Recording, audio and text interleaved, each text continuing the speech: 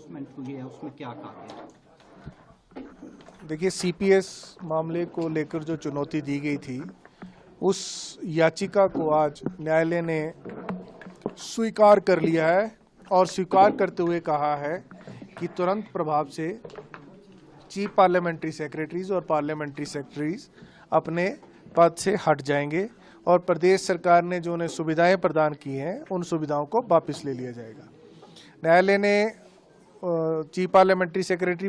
Secretaries act को अवैध घोषित कर दिया है और उसको स्ट्रक डाउन करते हुए ये व्याख्या दी है कि विमलांशु राय की जजमेंट जो असम एक्ट पर आधारित थी वो पूर्णतः इस एक्ट पर लागू होती है तथा जैसे असम विधानसभा को कोई पावर नहीं थी ये एक्ट प्रोमलगेट करने की, वैसे ही हिमाचल प्रदेश विधानसभा को भी कि ये कानून बनाने की कोई पावर नहीं थी।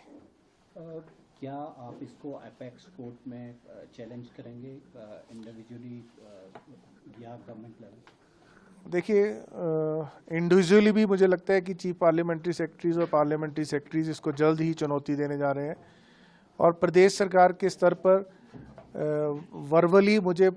ऐसा आभास है कि यस इसको चुनौती दी जाएगी, लेकिन अंतिम फैसला प्रदेश सरकार के सचिवालय में लिया जाएगा। तो जो भी फैसला होगा, परंतु मुझे विश्वास है कि जल्द ही, क्योंकि मेरे अनुसार जो रीजनिंग विमलांशु राय की इस जजमेंट में दी गई है, हमारा कानून प्रदेश सरकार द्वारा बनाया गया कानून, प्रदेश विधानसभा द्वारा बनाया गया कानून पूर्णतया उस असम के कानून से भिन्न था। तो उसमें भिन्नता, जो सबसे बड़ी भिन्नता थी, एक तो वो मिनिस्टर्स और स्टेट मिनिस्टर का दर्जा नहीं दिया गया था,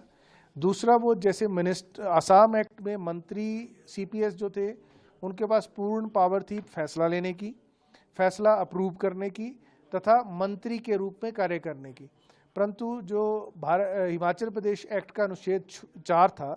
वो अनुच्छेद स्पष्ट रूप से ये बात कहता है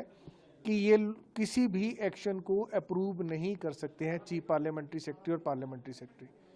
न्यायालय ने बहुत थोड़े शब्दों में कह दिया है कि ये फिक्शनल है। उनकी सैलरीज भी, जो पार्लियामेंट्री सेक्रेटरीज की सैलरी और मिनिस्टर की सैलरी, उसमें कम से कम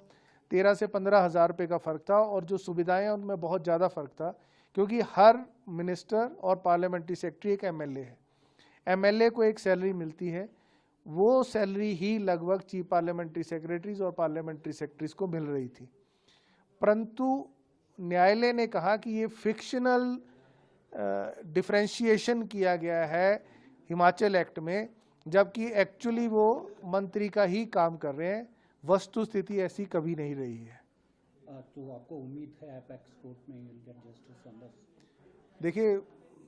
जो भारतीय संविधान ने प्रावधान बनाए हैं उसमें सुप्रीम कोर्ट में जो